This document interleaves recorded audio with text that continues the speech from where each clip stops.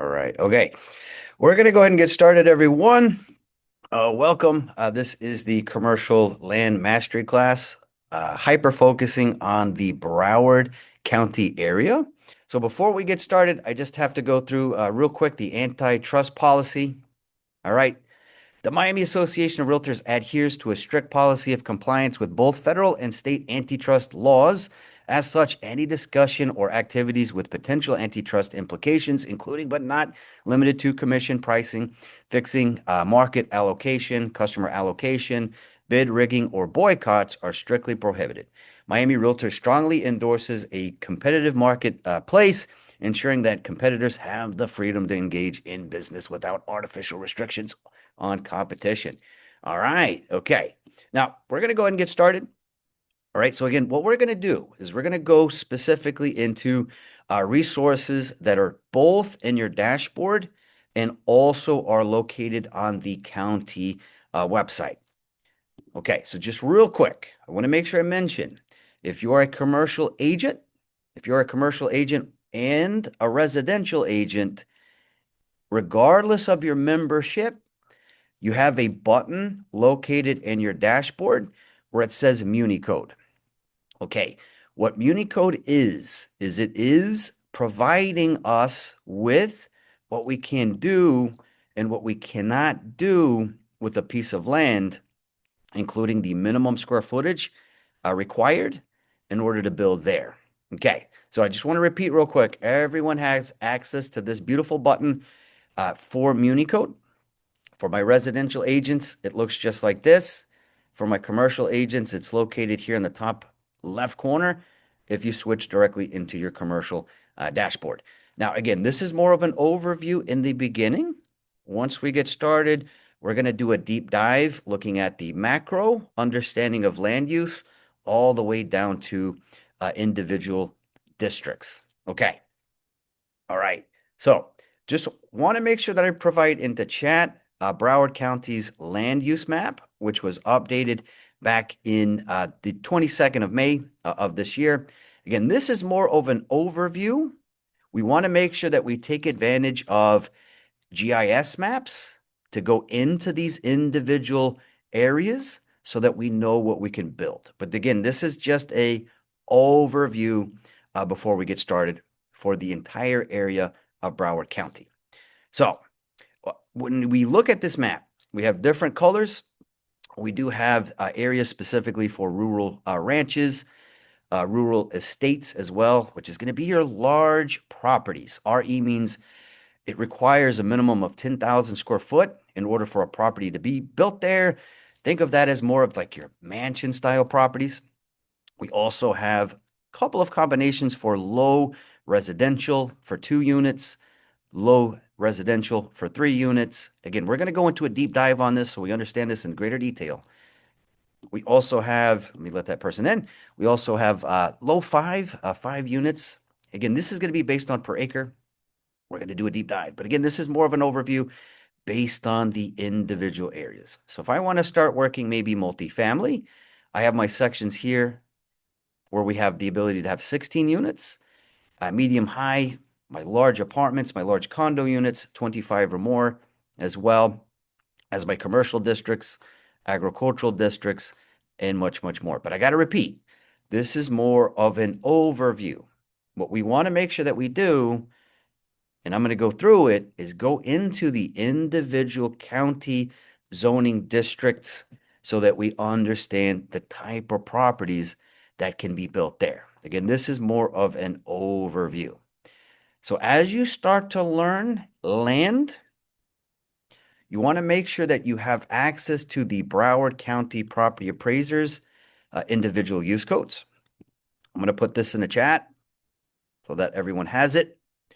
All right. And yeah, don't worry, Lucy, you'll get a copy of the full class. All right. Okay. So when you go here, I just put this in the chat. This is per Broward County Property Appraiser. This gives us our individual use codes for residential property as well as commercial. Okay. But I got to repeat, this is more of an overview. There is individual use codes where we can go into greater detail. using the zoning districts to understand what we can build. So we're just going to go through a couple of these real quick.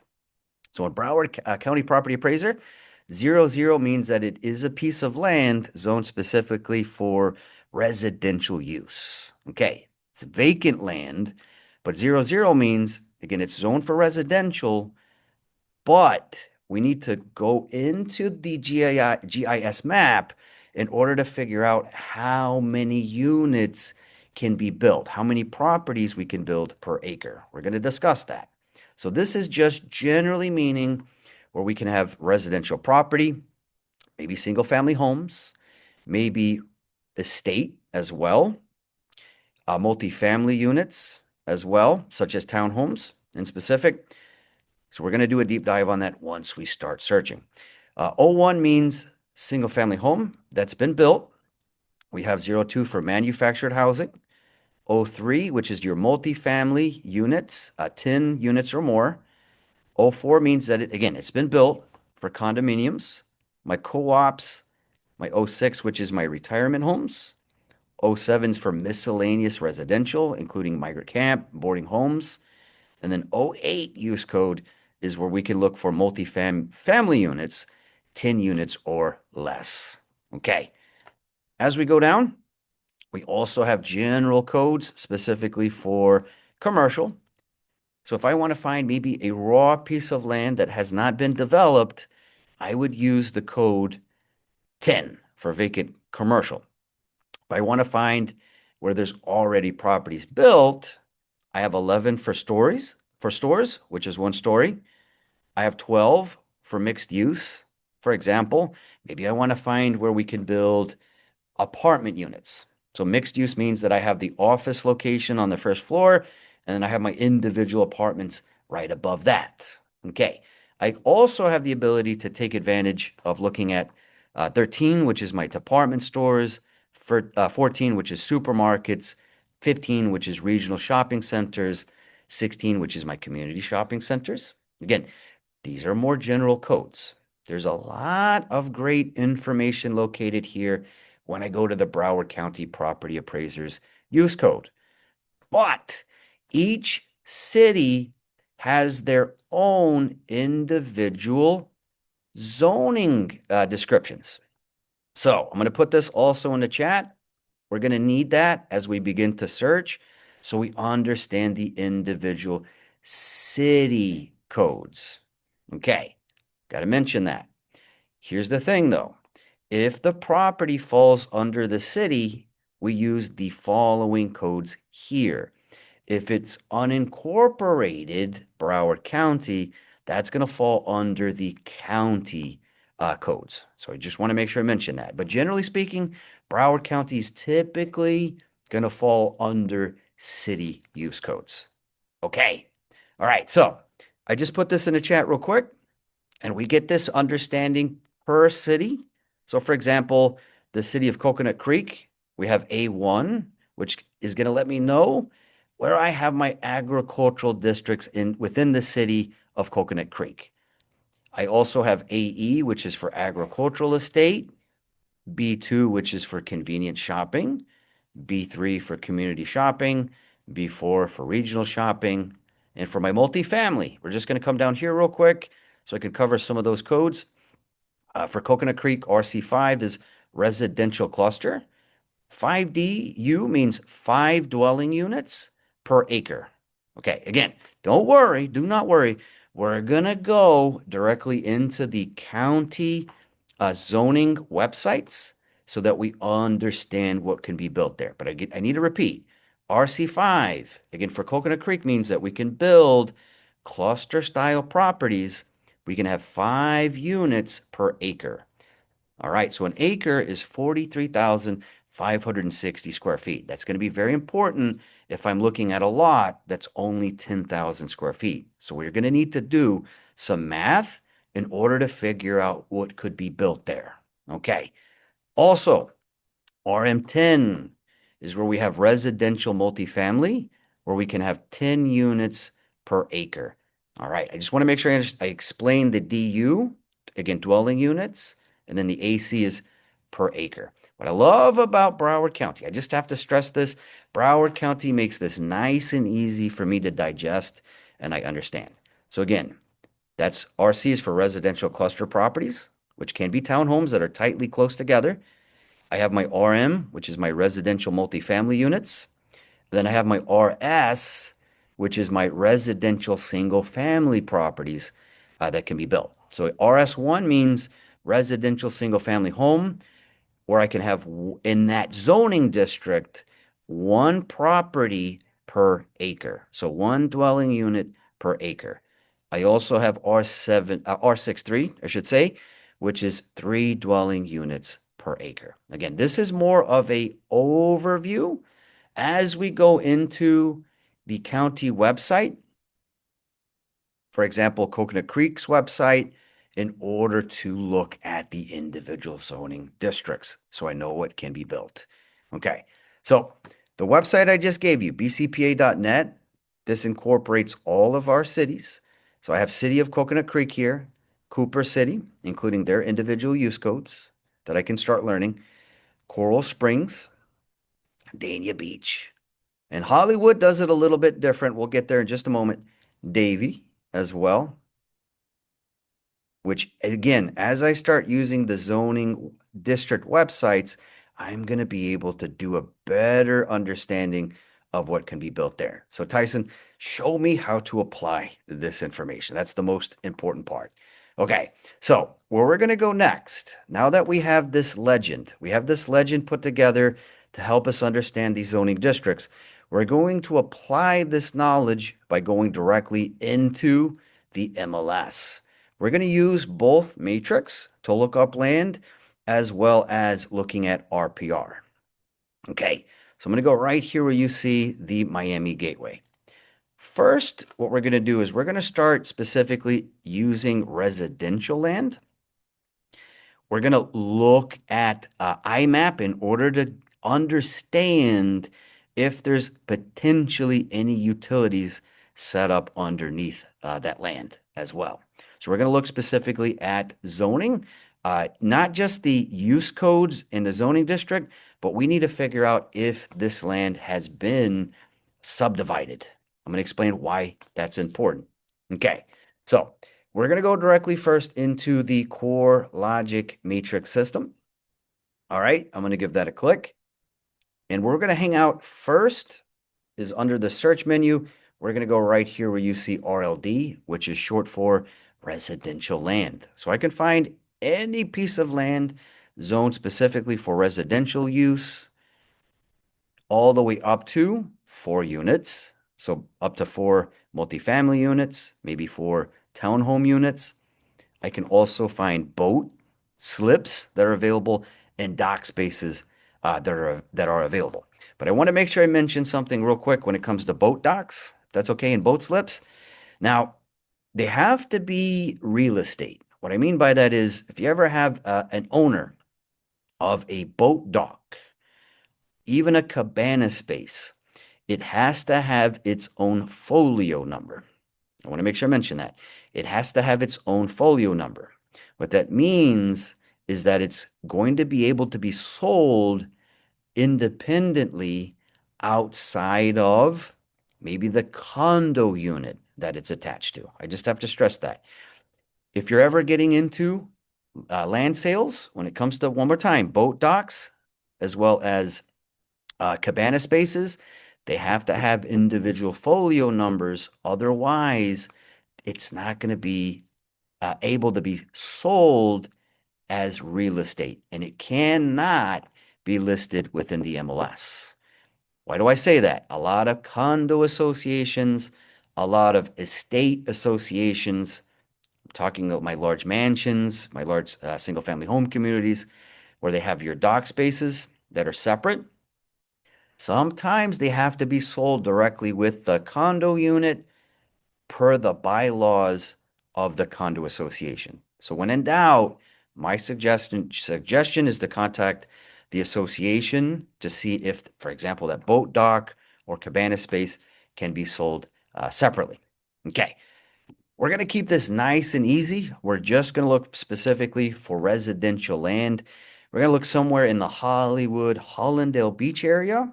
The main goal is for us to understand the zoning districts and what can be potentially built in that area.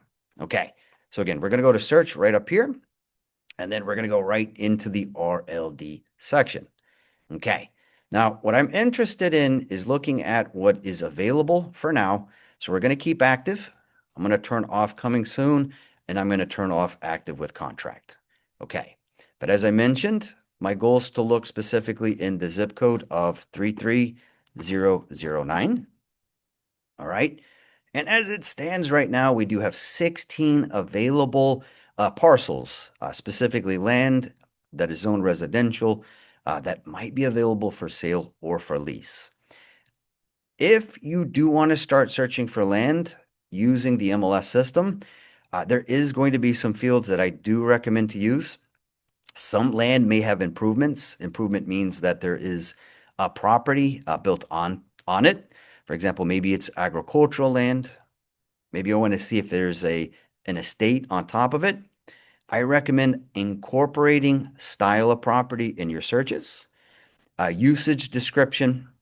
So if I want to find grove land, agricultural land, recreational land unused, maybe timberland, also known as wooded land, I would use the field that I have here, which is usage. And very important when it comes to land is searching either by, I'm going to move up here real quick, by the lot square footage size. That's going to help me determine if that piece of land has, if it's big enough, for example, for us to build property on top of it. I do recommend using the lot square footage option. And another great alternative is the lot description field, where I can search for quarter acre lots, but less than 1/2 acre lot, all the way up to, let's go down real quick, to 10 or more acre lot. Okay, but most of the land is recorded using the square footage, I would say, when it comes to residential. I always recommend using the remarks.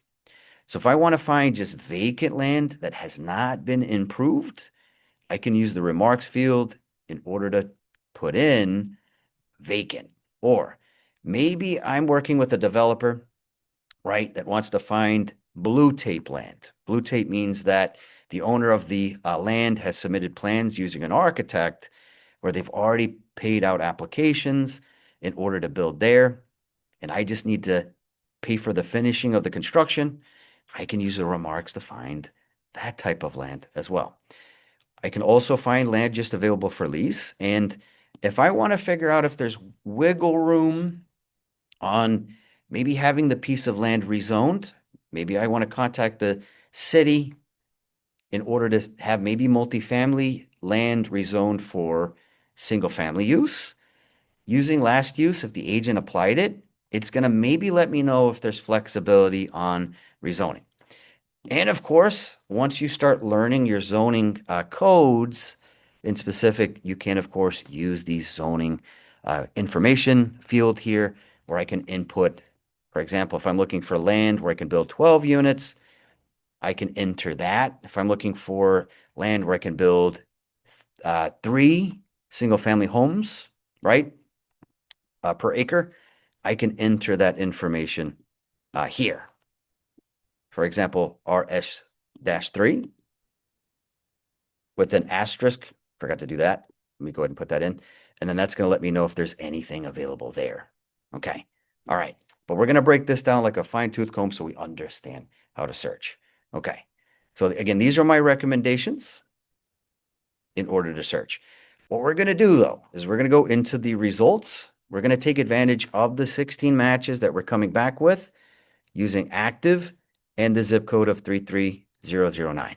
Okay, we're going to go into results because I don't want anyone, I want to repeat, I don't want anyone overwhelmed by these zoning codes. We're going to understand going into the, right here, the overall zoning definitions, and also applying that information by going to the county's website as well.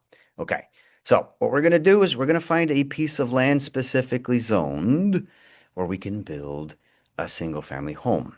Okay, so what we're going to go ahead and do is we're going to look at one of these pieces of land. We have this one right here. We're going to use this as an example. So I have this one right here. Current price is 749,900. Currently, it's at the acreage size of 0.17, and I have the overall square footage of the lot size at 7,801. It is in a zoning code of RS6. So RS6 means per acre, we can build up to 6 units. But we need to do math in order to figure out how many units can go there on that piece of land. And I also need to know my restrictions, my setbacks, in order to build there. So we're going to use this as a quick sample so I can break down this information. So we're going to go ahead and give that a click. All right. Okay.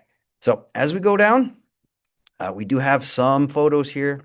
It is a raw piece of land. I do not see any improvements there on top of the land. We're going to move down real quick, though, to the remarks. I just want to know if the owner is mentioning that they've submitted maybe plans directly to the city in order for properties to be built there. So we're going to go right here under remarks. Exceptional residential lot available with approved plans. Okay. So we need to check those through the county record, offering a unique opportunity to build your ideal home, enjoy the benefits of waterfront living in a prime location, conveniently situated near major arteries. HCA Florida Avenue Hospital and beautiful parks. Plus, you're just minutes away from the beach. Okay, so, all right. Again, this is according to the listing data. This is zoned specifically in an RS6 district. Again, where we might be able to build up to 6 single family homes. But what we need to do real quick is some preliminary. What we're going to do is we're going to figure out how many potential units we might be able to build here. Okay, so just want to teach you guys, again, some math. I'm going to go ahead and open up my calculator real quick just to show you. Okay, let me go ahead and remove that. All right, so for example, I have a buyer that wants to buy this land. My job is to let them know potentially how many units can be built there. So, as I said, 1 acre is 43,560 square feet. That is very, very important. So, the lot size for this unit is only 7,801. What we need to do is take that lot size, 7,801, we then go over to the right where we see the division button, and then we enter the acreage size based on square footage. So we take the lot size, we divide that by an acre based on the square footage size. I click on equal, and then that gives me the percentage of 7,801 square foot when it comes to an acre.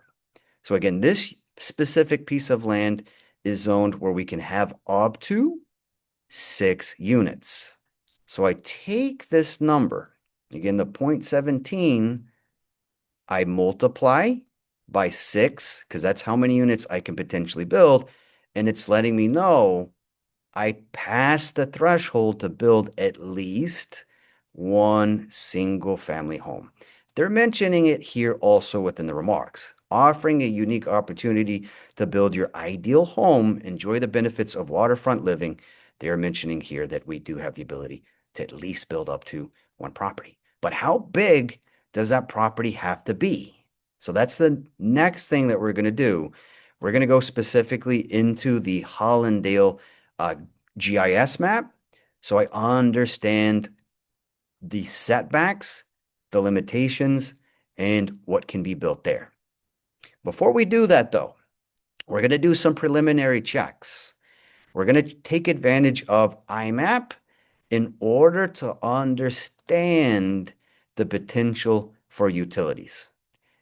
What is great for this land is it looks like it might be in a subdivision, which might indicate the availability of FPL, electric, and possibly water. Okay. When in doubt, though, if you're ever running land deals and you want to determine if anything's been set up, If you're there, I always suggest to check for manholes. I have to repeat that. You always want to check around the front side of the land for manholes in specific that should indicate a possible utility setup, at least on the water side. The other thing I want to make sure I mention is if you're getting into land development, you always want to go to the county's website.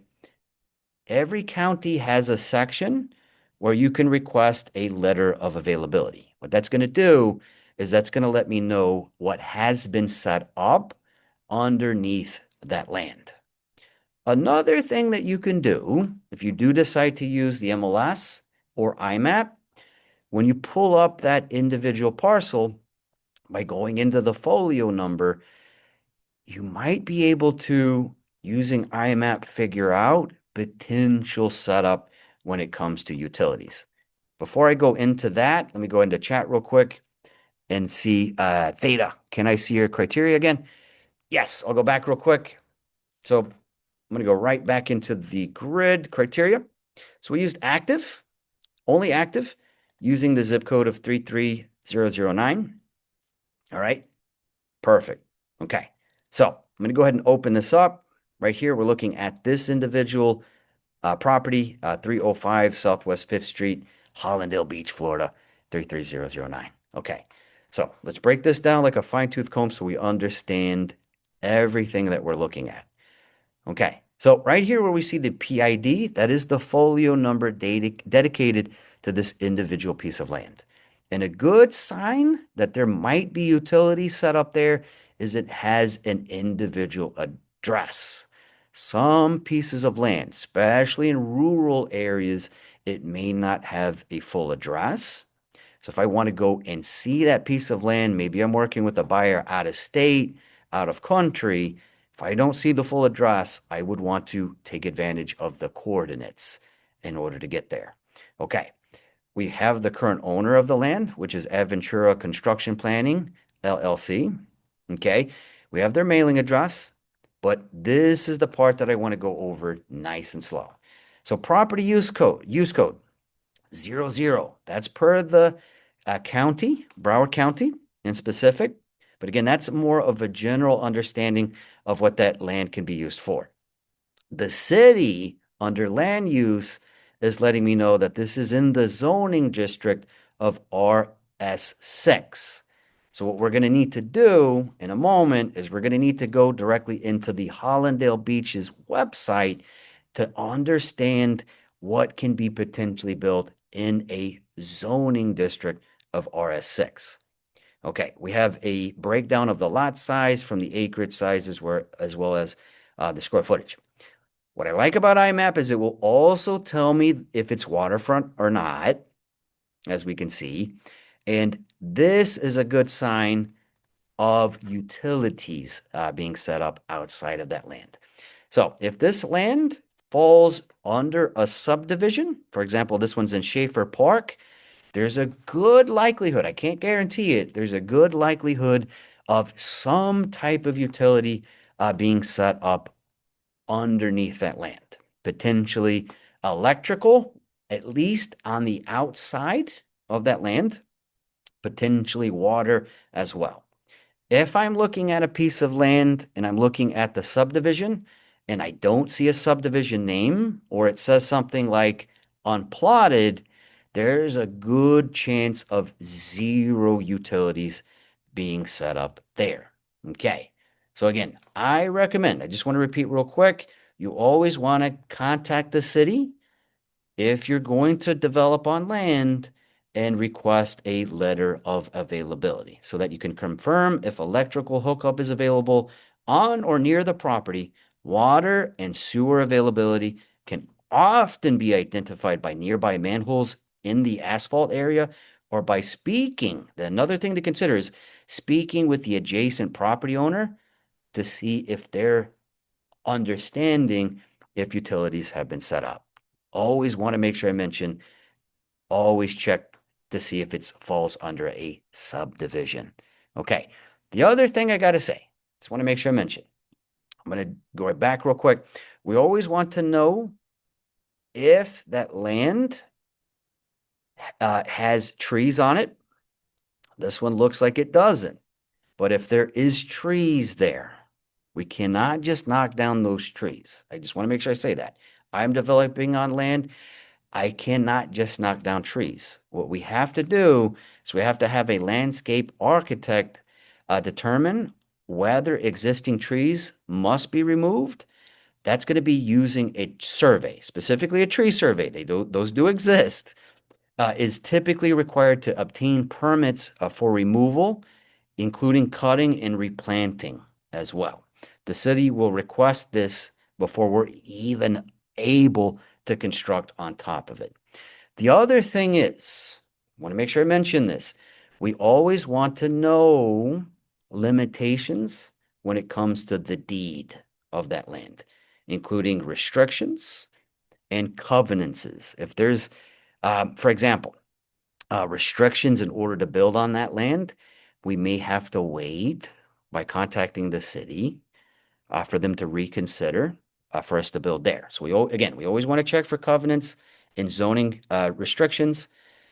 What that's going to do is allow us to see if that land can be modified entirely. Okay. The other thing I want to make sure I mention just real quick, if you are working with a buyer that wants to build multifamily units, residential multifamily units, typically per unit, for example, maybe it's 12 units. Typically, the amount of parking spaces that can be, allowed is about 1.5 parking spaces per unit.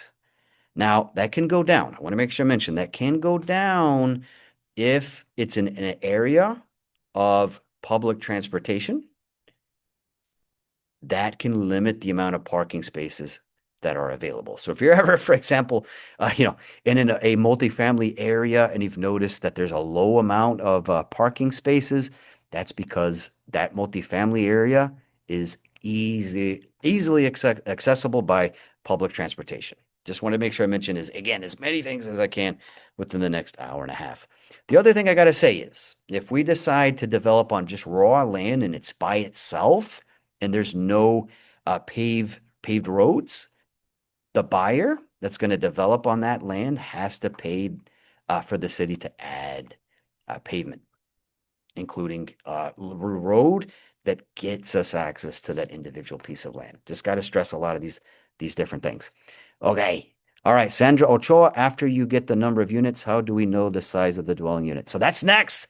That's next. Okay, so that's a great question. Okay, so we're going to keep going just real quick. All right, the other thing that you want to take advantage of is by coming down here. We always want to know if the owner's potentially tax delinquent. That could be a motivating factor while they're selling that piece of land. So it does look like the current landowner is behind on 2024 taxes, as we can see. Now, as we go down, we can also check this beautiful section here where we see city interactions, which will allow me to see if there's any, and I say this nicely, code violations on that piece of land and potentially permits that we can look up. So there is a scenario here. It does look like there is a civil citation that the owner received specifically back on March, and they did file permits back in 2024 in order for new construction for a single family home to be built. All right, I can even look up that permit number directly from the county Hollandale website in order to look that up to get more information. Now, here's the thing. This one expired, as we can see. They did submit plans to build. It does look like that status expired. It was not completed. We can also check the next filing they did a couple of months later as well to see if that one was closed. Okay, so this one's still under the status of required. Okay. All right, the valuation is $450,000. So this is a great way to understand potentially the cost as far as the applications in order to build there. Okay. Now, the next thing that I want to cover is understanding within the Hollandale Beach area, what is my setbacks? What is the minimum property size in order to be built there? Okay, so I'm going to open up a guide real quick. I'm going to go directly into the GIS map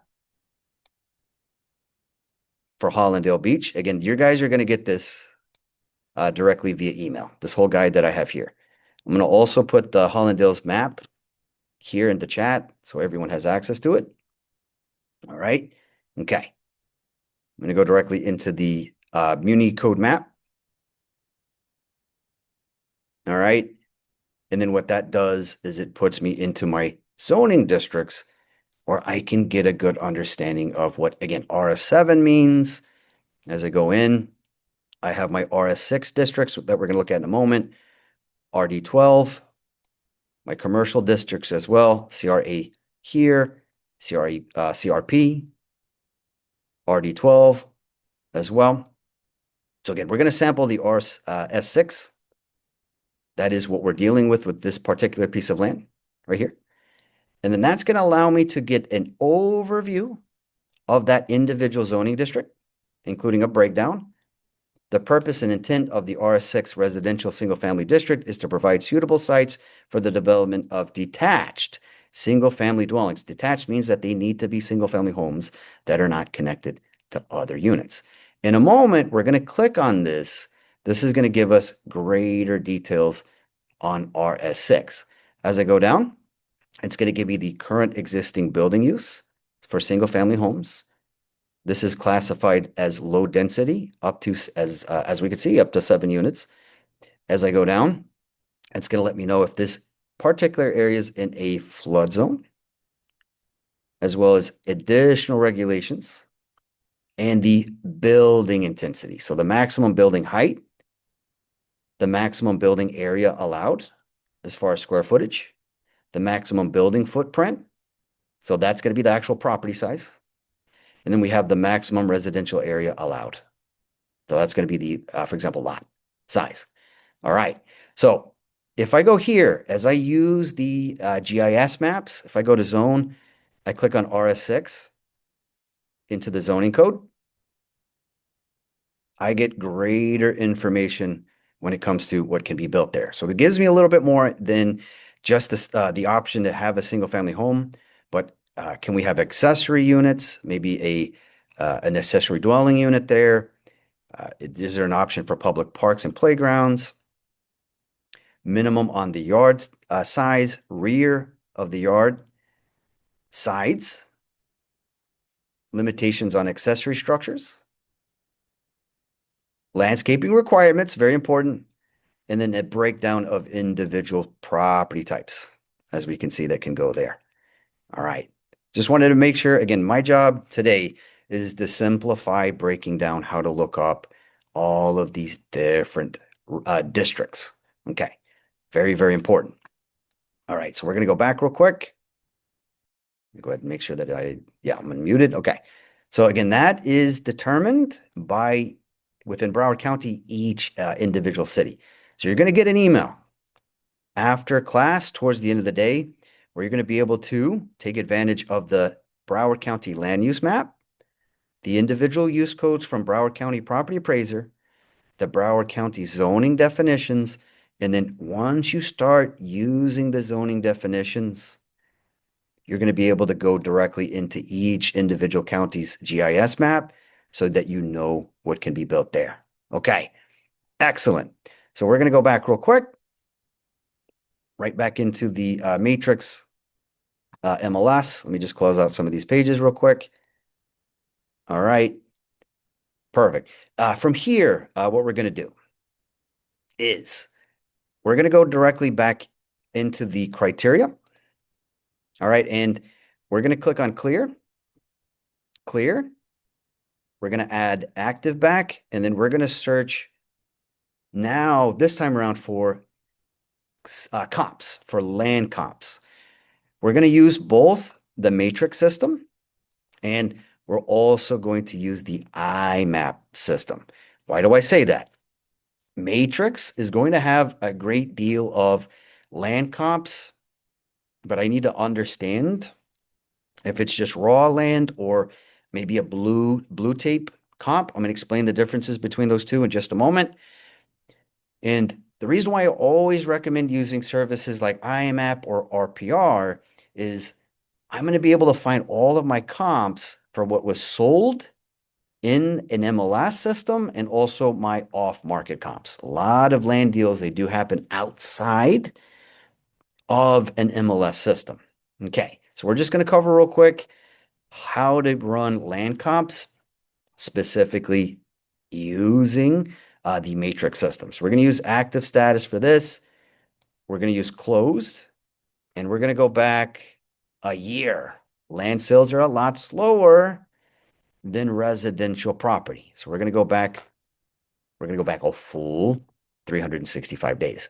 We're going to stay in the Hollandale area in specific.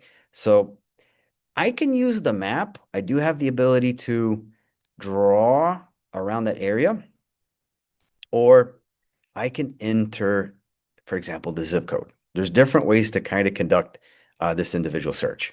Okay, so we're going to use just for this quick little sample 33009. Again, active closed, going back a year. I'm going to go to my results. All right, and what I want to find just one more time is where I can build, for example, maybe one residential single family property. So again, these codes are determining the zoning district. The square footage is going to determine how many units I can build there. I always recommend going back to your criteria and entering the total lot size. So if I have a buyer, for example, they want to build maybe 2 units, maybe 1 unit, I need to enter the minimum lot size. So I'm going to go here. I'm going to put 10,000 minus. Again, 10,000 minus, meaning 10,000 or less. I go back into my results. All right. And then this is going to help me run the math that we have here. All right. Okay. So again, RD means residential, where we can have up to 12 units within that area. All right. RS means residential single family homes. RD means multi-units, right? We always want to make sure that we understand those different zoning definitions. Okay. Now it is giving me 10 active and closed sales per page. What I would want to do is expand. We're going to put it at 50 just to make sure that I can see all of my comps. So I got that extra one located here.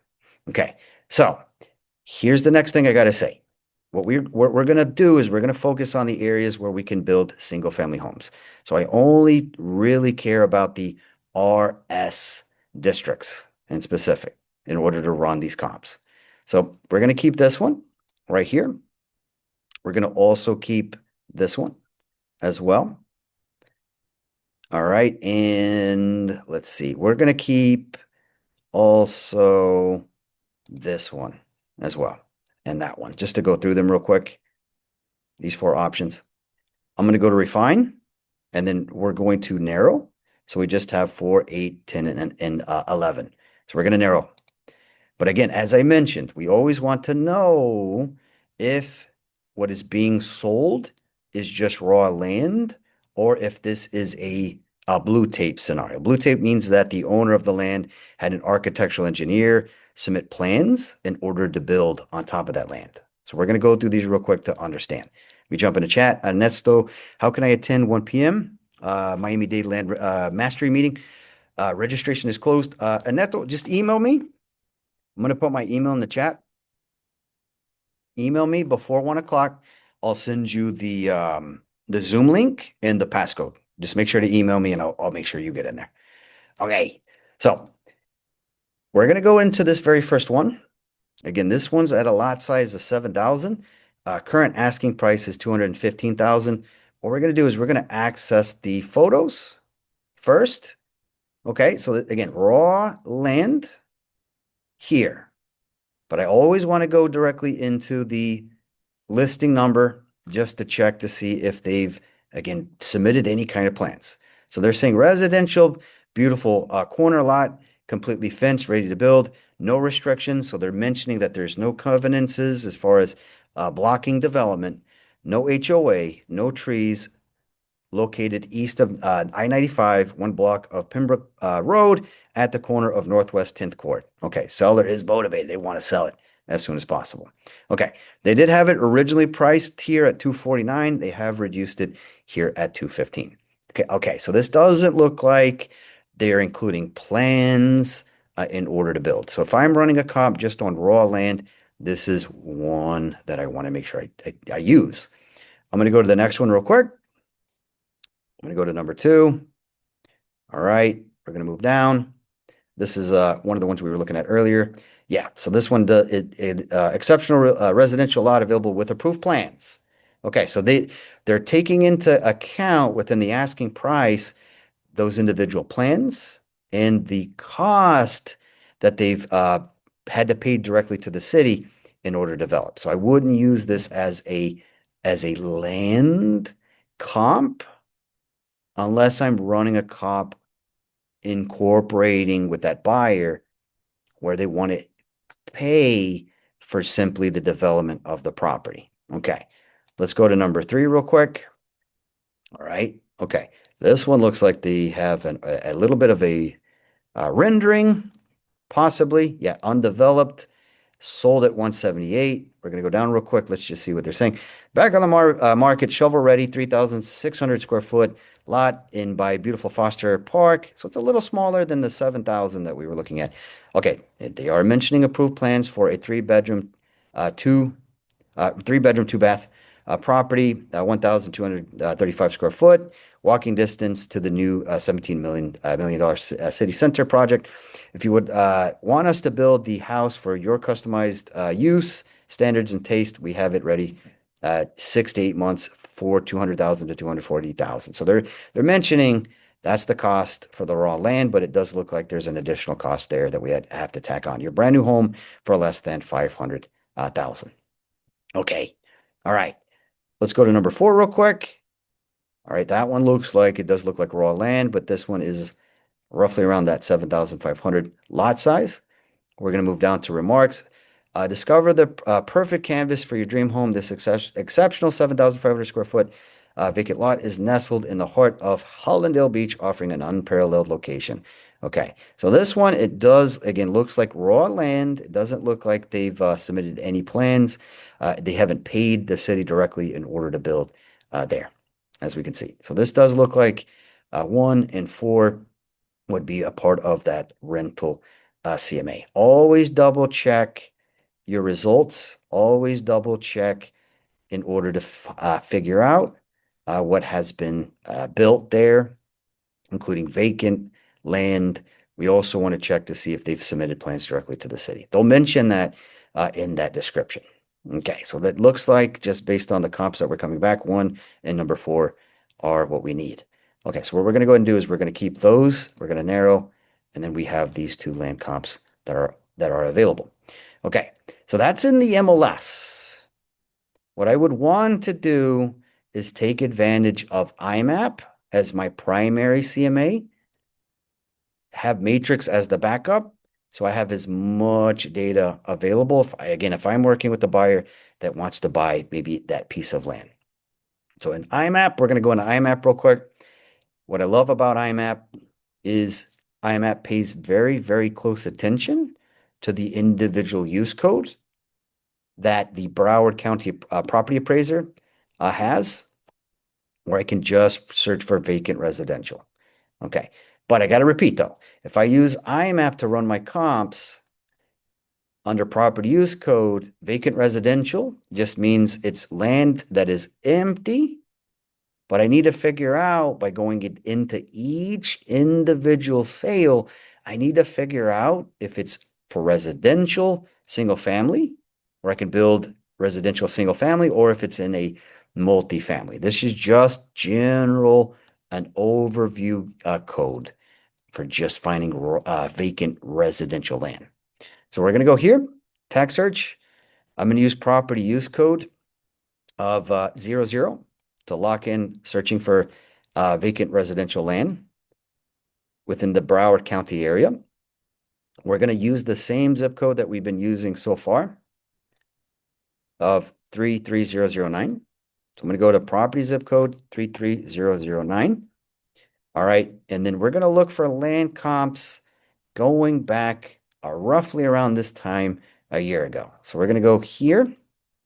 We're going to put in October the 1st of 2024 using that greater than or equal to. Greater than or equal to means it's going to incorporate October the 1st of 2024 all the way up until right now. So it's going to include all sales from now going all the way back to October the 1st.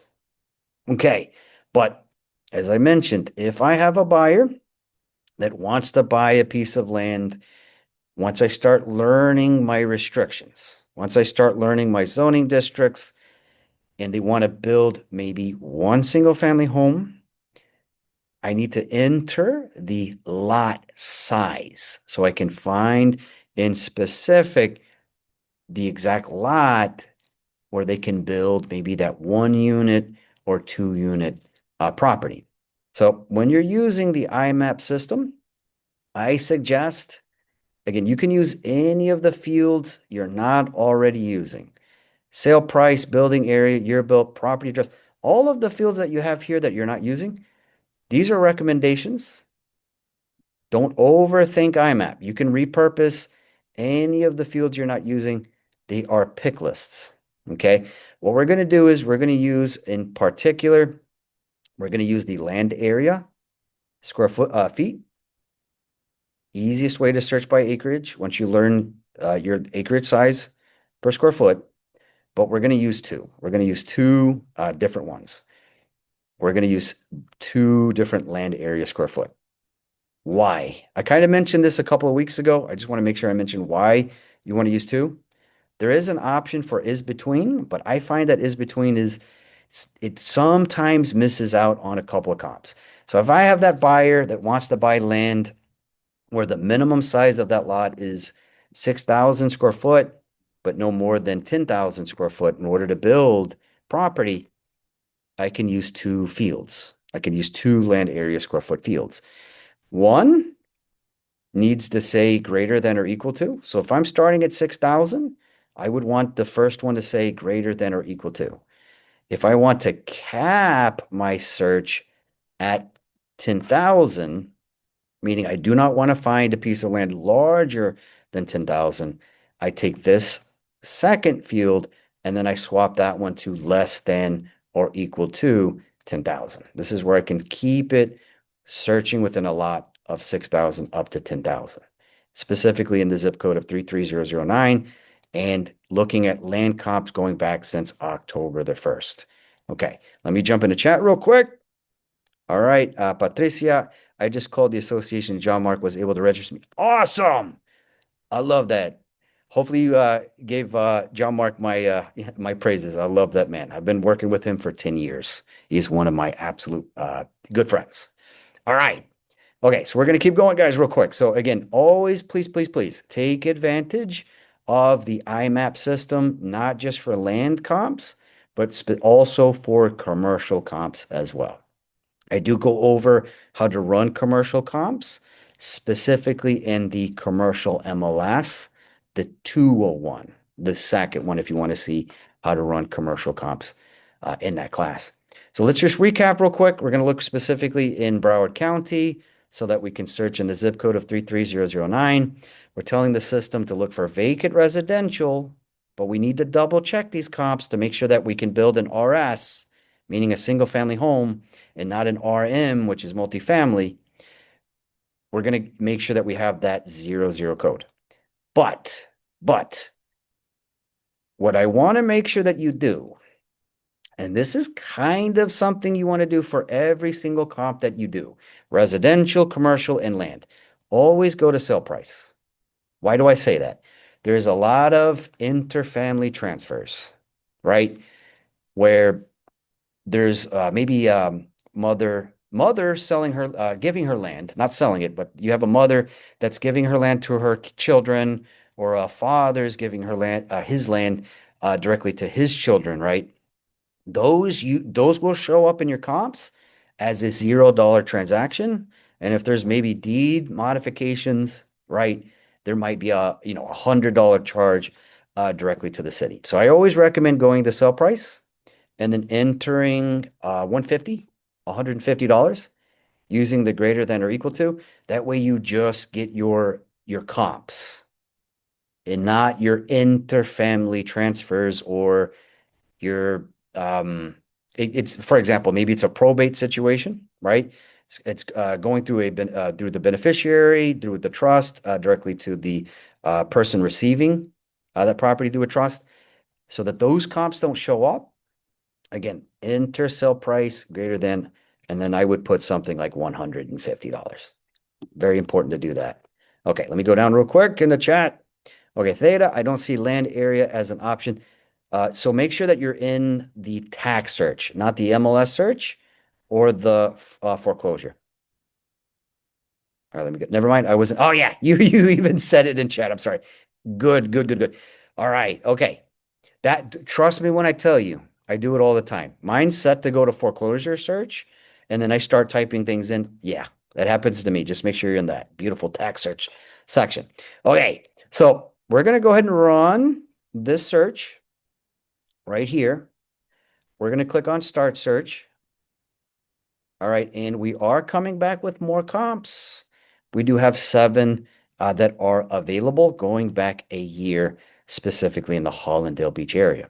Okay, but I got to stress something real quick. These are going to be different types of residential land. Again, we have different zoning districts. We have different types of property that can be built there. We always want to double check the comp. This one sold at 125. I always want to check that comp, clicking on it to determine if it's in a residential single family district. So this one is. Okay. I'm going to go to the second comp. Okay. That one's in a residential single family district as well. Okay. I have this next one. It's zoned West RAC. So I would need to go directly into, for the third one, I would need to go into the property ID, directly into the folio number. Right here, it is under the property use code of vacant residential 00. But what I would need to do is go into the Hollandale map, and then I would need to look up, if I don't know what this is, I need to look up the zoning district of RAC. Okay. So let me just close these out real quick. Right.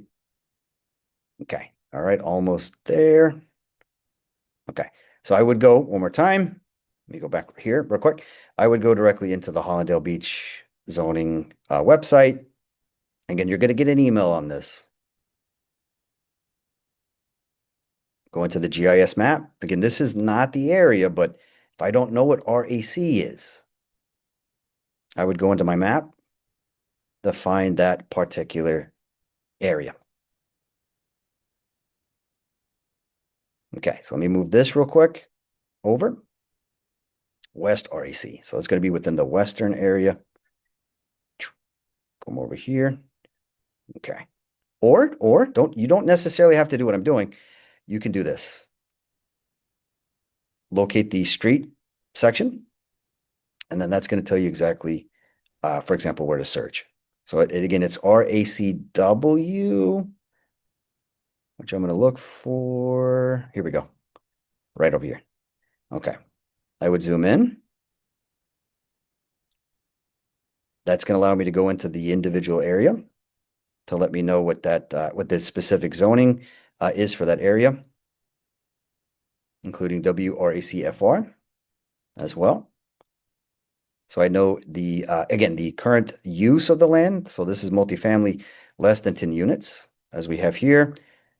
And then I can also go into the property details, uses, what's permitted there. But we do have multifamily, hotels, office spaces, permitted for also for automobile use, medical marijuana, as we can see, restaurants, and much, much more. Okay. All right. Onal, let's see. Please email me a copy of the recording. You got it, Onal. Do not worry. I have all of you guys' information. Do not worry. Okay. Again, this is an introductory class. Just want to make sure I mention that. So this is not a comp I want. because it's not in that residential single family district. This is more in a commercial residential area. So if I go to the next one, all right, same thing. That one's in the West RAC area. Let's go to number 5. Okay, that's going to be in a residential multifamily district, 12 units. Looks like the first 3 are the comps I'm looking for. Okay, always, again, pay attention to your zoning districts. Okay, all right, perfect. So we're going to go back. All right, so this is a good comp. All right, that one's at 125, and that exact lot size is 8,768 square foot, raw land. Go to number 2 real quick, it's around the same size. And that one also sold for 125, likely subdivided, it looks like. They were right next to each other. Let's go to number 3. All right, a little smaller at 6,000 square foot, but it sold a little bit more at 150,000. Again, the other thing I got to repeat on is double checking the subdivision. If it's a piece of land and it does not fall under a subdivision, it says something like unplotted, or there's not a subdivision name, there's a good likelihood that there's 0 utilities underneath that piece of land. Okay, now we're going to keep going, guys. I hope everyone has a good understanding when you're in the MLS how we can determine our individual use codes. Again, these are determined by the municipality, by each city, specifically in the Broward County area. Now, this class is also commercial. So what we're going to do next real quick is we're going to go into a category that you may have never been in. We're going to go under the search menu. We're now going to look for a piece of land where we can build possibly a restaurant. Okay. So we're going to go here under search. We're going to now switch it into the commercial land, business, agricultural, and industrial. What we're also going to do is we're going to use RPR. We're going to use RPR. We're going to take advantage of their site selection tool. What does that do, Tyson? That's going to allow me to find spending habits of us consumers so I can find the right place, for example, to open up a restaurant. But the site selection does a little bit more than just finding spending habits on restaurants. I can find retail expenses. I can find how much we spend on individual food items and much, much more. But we're going to start first here, using the commercial land section. We're going to use active status. I'm going to turn off coming soon and active with contract. And we're going to kind of stay in the zip code that we've been looking up a little bit. We're going to look, actually, no, we're going to mix this up a little bit. We're going to stay in Hollywood, but we're going to move over to a more commercial area in Hollywood. We're going to look at 33021. Okay, we're going to use active. Let's also try to see if there's any closed land comps as well. Let's go back a year. So active, closed, going back 365 days. All right. Now, what I love about the land section for commercial is I have amazing filters that I can add, such as usage. That's going to let me search based on the individual use of the land according to the county as well. I can incorporate using the remarks for the description, the lot description based on the acreage size. I also have the lot square footage as an alternative, which we're going to do in a little bit. I can also check to see if there's any utilities set up underneath that land. I do recommend this on-site utilities. We can also search by the individual zoning code. I can search maybe if the agent provided the previous use of that land. And a lot of land deals, sometimes there's multiple parcels, also known as multiple folios, included within that transaction. So when it comes to commercial land, I do suggest to use usage, remarks, lot description, on-site utilities, zoning information, last use, and number of parcels. Okay. Now, if you take the commercial MLS, the 101, the first one, we go through these nice and slowly using warehouse land, multifamily land as well. Okay. But we're going to keep this nice and sweet. We're going to look for land specifically in the zip code of 33021, where I can have potentially a restaurant. So we're going to go here under usage. We're going to look for raw land that is unimproved. Unimproved means that there's no modifications to that land for business or commercial use. Okay. As it stands right now, in that zip code of 33021, we do have 4 active or closed comps that are coming back in that area. Okay. Now we're going to go into results. All right, perfect, perfect. And again, we always, as we begin to learn, we want to understand these zoning districts. Okay. As we begin to search using the GIS map. Okay, so I'm going to move over into the commercial area real quick, just so we can find those areas. It's going to back out a little bit. There you go. Maybe you have to zoom in. There you go. Okay. All right, now we're going to go back real quick. Close this out. All right, so we have this piece of land priced at $325,000. The current lot size is 3,451. I do have one here priced at 500,000. The lot size is 9,569. And then I have this last one here priced at 899. It is huge. We're looking at, according to this, they put 18 acres, but I'm pretty sure that this is the actual lot size, unless it's a multiple folio deal. Okay, which this one's not. Okay, so we're going to go back real quick. All right, what we're going to do is I want to make sure that we understand these individual codes. Okay, so I have a CMU zoning code. Okay, now this might, yeah, this one's not going to fall in under Hollandale. So I don't get to use this map. This is a different area. What I would want to do is go to the Hollywood GIS map. So we're going to go here. We're going to pull up the GIS map for Hollywood. I'm going to put this in a chat so everyone has access to this. Right? There you go. I'm going to zoom in. Nice and easy, nice and easy. Okay, all right. I'm going to move this over. Okay, all right. So as I go through these, as I learn these codes, I need to understand, I want a restaurant. Can I do that under the zoning of CMU? So I'm going to come here into the map. We're going to zoom in. Okay. We're going to find it. Should be able to find it. It's going to give it a moment. Or don't do what I'm doing. Enter the address. That's an alternative. Just to find it much easier. So I don't know Hollywood that good. I'm a Miami-Dade guy, but as long as you have the address, this is going to help you locate it. That's going to put me, yeah, I'm sorry, I was in a wrong area. Okay, so that's going to put me right into that CMU area, specifically that individual parcel, by putting in the address.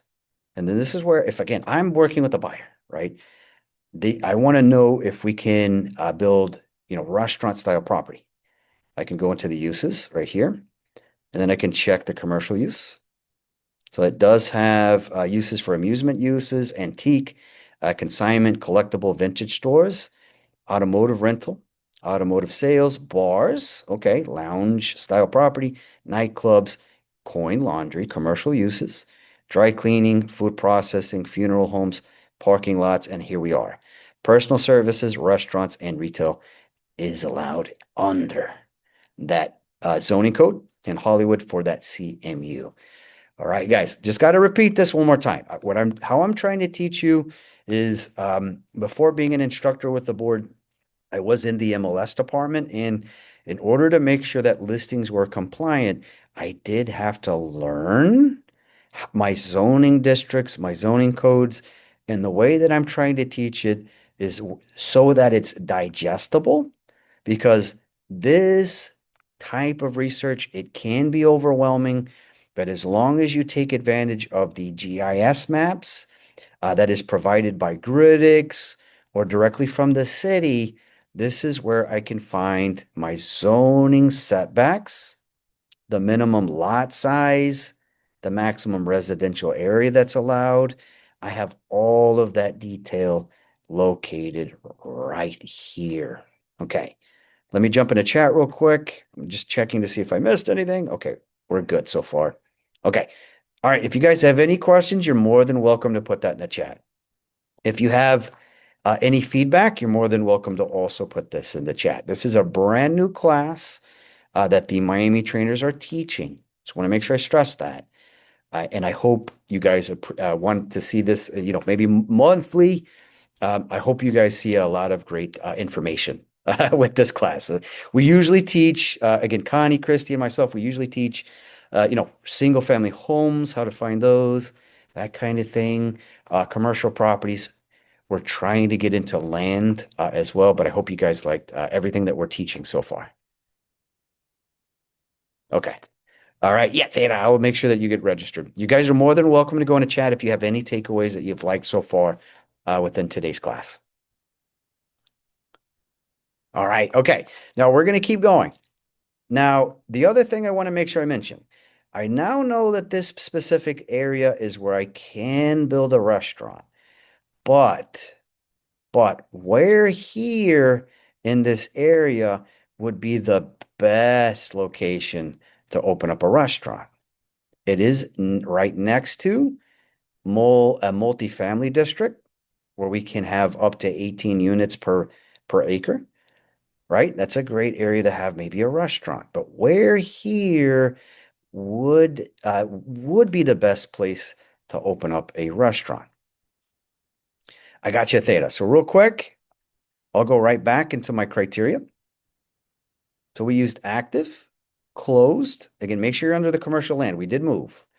We're going to use active closed going back a year. We're looking at the Hollywood area of 33021. And then under usage, we are looking specifically at unimproved business or commercial land. Okay. Now, what we're going to do next is we're going to go into RPR. I want to determine inside of this zip code, where would it be best to open up a restaurant? Using the free tool, the commercial site selection in RPR. Now, before I do that, let me jump into chat. Does the zoning code appear automatically when the folio number is inputted, or is it added manually to the MLS? Love that question. So if when the agent auto-populates the property, auto-populates it directly from the county, it means that the zoning code is automatically applied. That's a good question, Sandra. So as you can see right here, if you see the little star, this little estrellita, that means that the agent auto-populated it from the county record. As to where if I don't see this little, again, the star, I need to go into the folio number to make sure that that is the actual zoning district. I'd have to make sure I repeat that. Okay, good question. Okay, so what we're going to do next is we're going to go directly into RPR, the RPR system. And then what we're going to do is we're going to find the best area. Again, based on spending habits of us consumers, I want to find the best area inside of the 33021 zip code in order to find a piece of land where we can build and then maximize that restaurant's revenue. So we're going to go here into RPR. All right. You can also access RPR inside of your gateway. Inside of your gateway, you're going to look for the little RPR button right here. And as long as you use your gateway and you click on RPR, it's going to sign you in from there. Okay. So we're going to make sure that we're not in residential. For this search, we're going to go into commercial. And no, you don't have to be a commercial member to have access to this. This is included for my residential agents. So I'm going to go from residential to commercial. And then I want to find spending habits of the individuals in the 33021 area. So I'm going to go here where you see research. And then we're going to go right here where you see the commercial site selection. So again, research, commercial site selection. All right. We're going to look into that zip code of 33021. Okay. But I have a business model in mind. I just want to make sure I say that. And if you took my class yesterday, you kind of heard this yesterday, but I just want to repeat it. We're going to look for an area that, as far as consumers in the area, they spend the most eating out, specifically at restaurants. But my idea is to find the area, not just where they spend the most eating out, but I also want to find the area that has the highest amount of disposable income. Why do I say that? A lot of folks don't necessarily go to restaurants as much as they used to, right? The goal is to find maybe a piece of land where I can have a small restaurant, maybe a small, yeah, for example, a restaurant in a shopping center where it's the space is primarily for cooking. Maybe in the front, maybe there's a small little place for a couple of people to dine in, but the goal is to find the area that has the highest disposable income. Why? We're going to take into consideration uh, ordering out, right? For example, those folks that buy food using Uber Eats, DoorDash, that kind of thing. So we're going to go here under the second option here. We're going to use a combination of two different criteria. So we're going to click on Add More Criteria. We're going to look up two different data sets. First one's going to be what they buy, so I can find spending habits.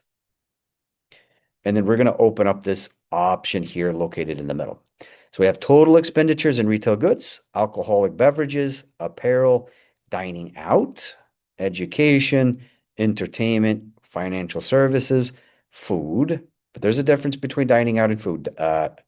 Dining out means at restaurants. Food is if I'm working with a commercial owner that maybe they want to open up a wholesale business where they sell, individual items in bulk. For example, apples, oranges. Maybe they want to sell.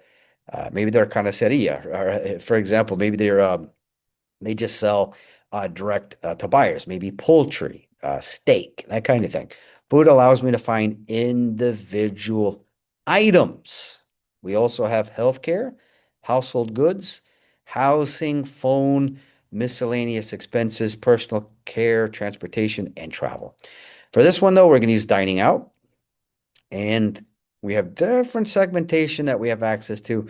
We are going to use all dining out, but we have different types of spending habits, including different types of commercial owners, where maybe they are only open in the morning. I have all dining out at restaurants, dining out at fast food restaurants, dining out at restaurants for dinner, and then I have dining out for vending machines and mobile vendors. We're going to keep just the all dining out. The business model that I have in mind is we're going to be open from the morning all the way through the afternoon. So we use all dining out, click on OK. The second option is where I find their disposable income. So we're going to use what they buy. I mean, not what they buy. I'm sorry. Meant to say who they are. Pardon. Second one is who they are. Middle option is going to be income. And then the last option is average disposable income. So let's recap real quick. First one's what they buy, dining out, all dining out. Second option's who they are, their income, and then the average disposable income, meaning how much they have left over after they pay their bills. Okay. Now we're going to look in that zip code of 33021. I'm going to run the analysis to find the best areas there. Okay. Now this information is broke down into different geographies. Okay. These dials are automatically set up to give us areas where they have the highest spending habits and the area that has the highest disposable income. But if I switch these dials in the opposite direction, it gives me the areas where they spend the least or they have the lowest disposable income. But again, this is based on the census map. There's also the ability to look at the micro neighborhoods where I can get into greater detail. Dark purple means best areas of highest expenses. And then the light purple is the next best option, which is going to be my better. So again, that's micro neighborhoods. I also have the ability to look at minor neighborhoods as well.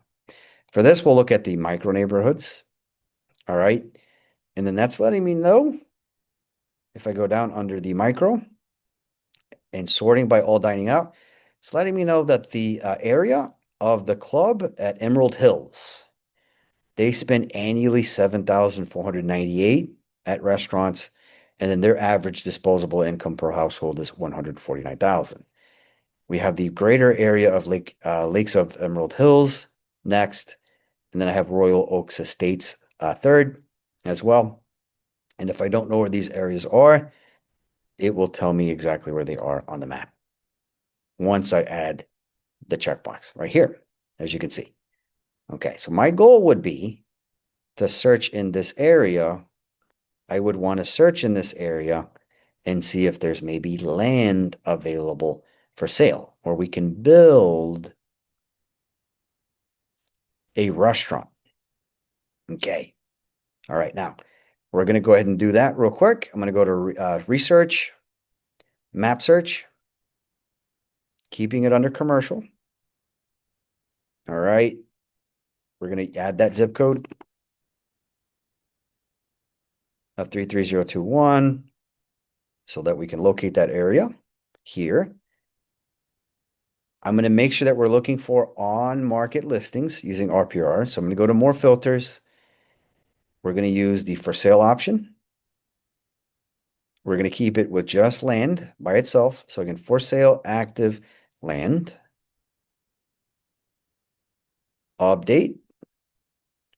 And I don't necessarily, again, this is a strong residential area, but I do have not too far away individual land located near that area. So I have this one right here, zoned RM 18. Again, that's residential multifamily, so I can't use that to build a restaurant, but I can go through the map, and then I found one right here. Now that I know what CMU means, I have a raw piece of land at 325,000 here, not too far from the area that has the highest spending habits. I can go ahead and if my buyer wants to purchase, we can build that restaurant there. Okay. So the main takeaway before I let you guys go, please, when you're searching, use Matrix when you're searching for residential land as well as for commercial land. You can also use RPR as well. But RPR has a little bit of a limitation for allowing me to search based on the individual land use. While yes, this exists, it doesn't work completely well. You just have to keep in mind that RPR it's a nationwide system.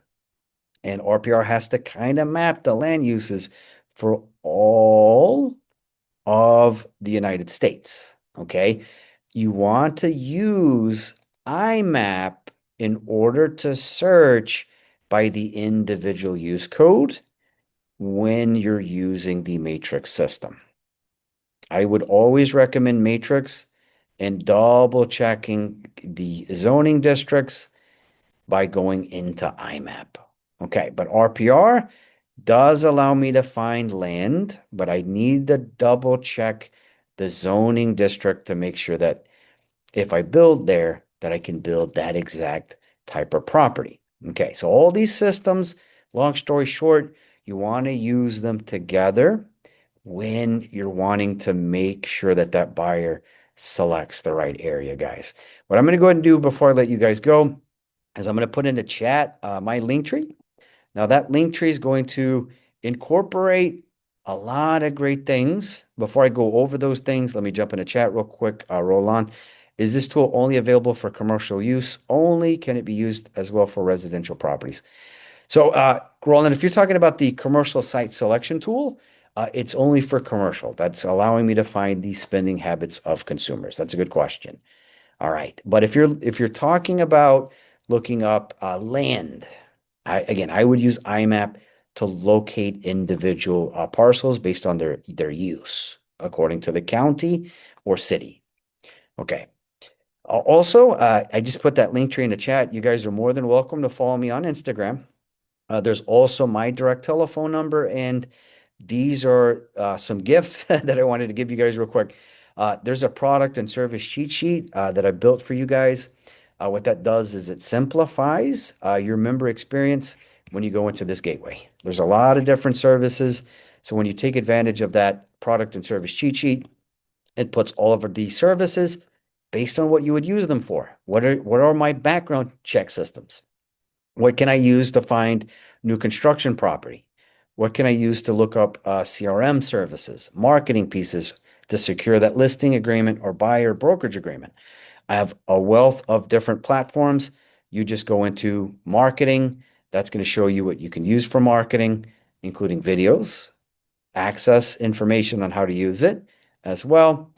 I have that for our general product and services, all of our commercial resources, and a knowledge center that is available that does include videos, membership information, education, training videos, all right there.